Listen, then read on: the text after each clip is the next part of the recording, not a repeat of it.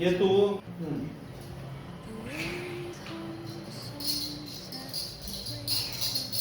Happy fathers day. अरे बापरे. अरे बाबा.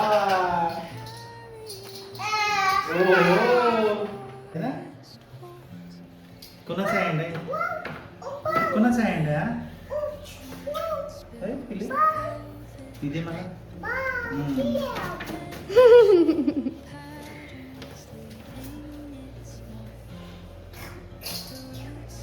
आम्ही कालच्याच व्लॉगला दाखवले. दाखवलं. कसं वाटतंय मग तुम्हाला first father's day gift? First नाही. म्हणजे कळत्या वयातलं फर्स्टच गिफ्ट आहे ना हे. हा, असं वाटतंय. छान वाटतं. दे बाळा बाबांना. हँड आहेत ना हे? हा. काय आहे? कोणाचे हँड आहेत? जरा तुमचं यू काय पोरग आहे, लगेच फाडून ठेवलंस. अशी केली लगेच.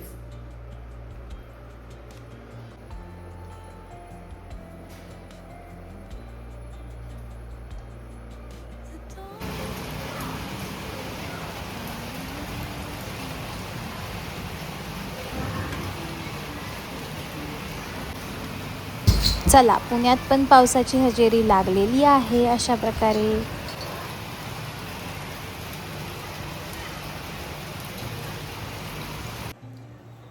Hello everyone, welcome back to my channel. मी प्रियांका तुमचं सगळ्यांचं माझ्या चॅनलवरती स्वागत करते. कालचा दिवस गेला, फादर्स डे सरप्राईज वगैरे सगळं झालं. नंतर मग आम्ही घरातच होतो, काय सच प्लॅन नाही केला. सो मी काही केलंच नाही. म्हटलं चला आत्ता शूट सुरू करूया. मंडे आहे आत्ता आज आणि जवळपास 7:45 झाले. येताना खूप सारी भाजी वगैरे घेऊन आले, त्याच्यामुळे आज लेट झालं आहे. सो तर पटापट कामाला लागलं पाहिजे आणि काम करता करता एका टॉपिकवरती पण मी तुमच्याशी बोलतेस. सो बघूयात किती जणांना तो इम्पॉर्टंट आहे.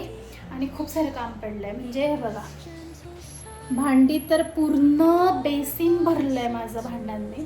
सकाळी जाताना काही झालं नाही पॉसिबल घासण्यासाठी, सो आता पूर्ण बेसिन भरलं आहे. असं असतं ऑफिसवरनं आल्यानंतर.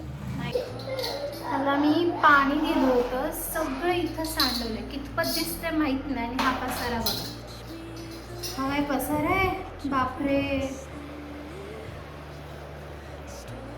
पाय पण ओले त्याचे. काय केलीस तू? पाणी का सांडवलंयस? का पाणी सांडवलंयस?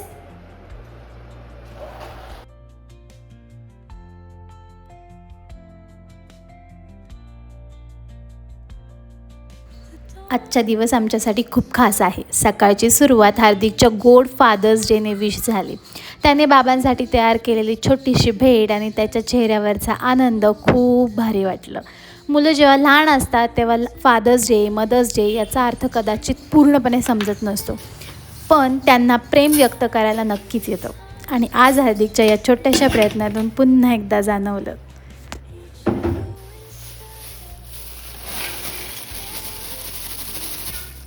आता मी स्वयंपाक करते आणि मनात सतत एकच विचार येतोय. आपण नेहमी आईबद्दल बोलतो, आईचं प्रेम, आईची माया, आईचा त्याग, पण बाबा देखील तितक्या शांतपणे आणि न बोलता खूप काही करून जातात. बहुतेक वेळा बाबा त्यांच्या भावना शब्दात व्यक्त करत नाही, पण मुलांच्या प्रत्येक गरजेसाठी ते कायम उभे असतात. त्यांना काय हवं आहे, काय नको आहे, त्यांचं भविष्य कसं चांगलं होईल याचाच विचार ते सतत करतात.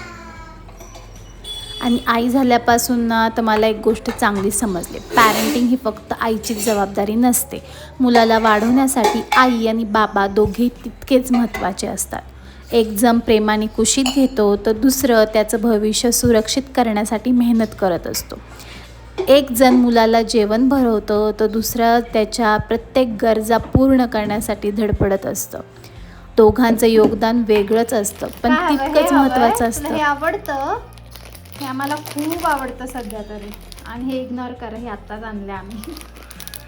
तुला हवंय? देऊ?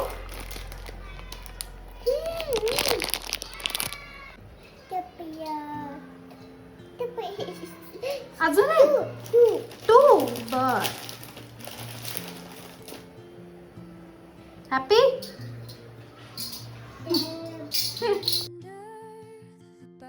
आजकालच्या धावपळीच्या आयुष्यात आई बाबा दोघेही खूप व्यस्त असतात. काम, घर, जबाबदाऱ्या सगळ्याच मुलांसोबत वेळ घालवणं कधी कधी कठीण होतं. पण मुलांना आपल्या महागड्या भेटवस्तू आठवत नाही. त्यांना आठवतात ते आपल्यासोबत घालवलेले क्षण. बाबांनी खेळलेला एक छोटासा खेळ, झोपताना सांगितलेली एक गोष्ट, खांद्यावर बसून मारलेली एक फेरी, हे क्षण मुलांच्या मनात कायम राहतात. आणि मलाही ह्याच्यातून म्हणजे हे बोलता बोलता माझं बालपण मला आठवलं.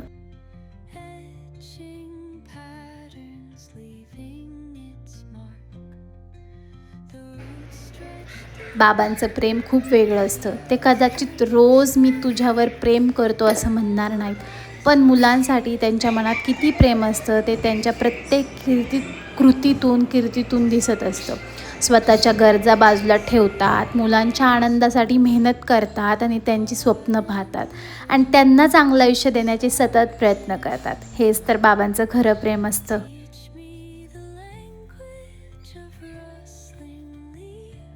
आज फादर्स डे निमित्त एक गोष्ट नक्कीच सांगावीशी वाटते. जर तुमच्या घरात लहान मुलं असतील तर फोटो काढा, व्हिडिओ काढा. त्यांच्यासोबत महत्त्वाचं म्हणजे खूप वेळ घालवा.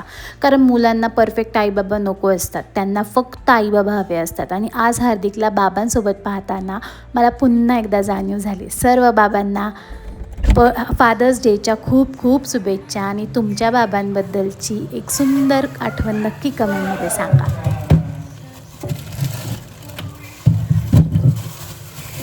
चला, मी इथेच माझा ब्लॉग एंड करते. तुम्हाला आजचा ब्लॉग आवडला असेल, रिलेटेबल वाटला असेल तर नक्की लाईक, शेअर, कमेंट करायला विसरू नका. आणि चॅनलवरती नवीन असाल तर नक्की सबस्क्राईब करा, प्लीज सबस्क्राईब करा. चला, भेटूया आपण अशाच न्यू ब्लॉगमध्ये. Till then bye.